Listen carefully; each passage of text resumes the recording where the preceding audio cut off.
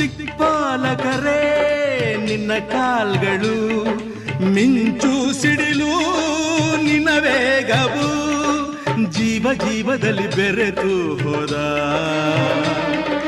ಭಾವ ಭಾವದಲ್ಲಿ ಕರಗಿ ಹೋದ. ಜೀವಾಶ್ವವೇ ದುರಾದೆಯ, ಪ್ರಾಣಾಶ್ವವೇ ಮರೆಯಾದೆಯ, ತಿಟ್ಟ ಹೆಜ್ಜೆ ಇಟ್ಟು ಯಜ್ಞ ದೀಕ್ಷೆ ತೊಟ್ಟು ನಡೆಸುವೆ.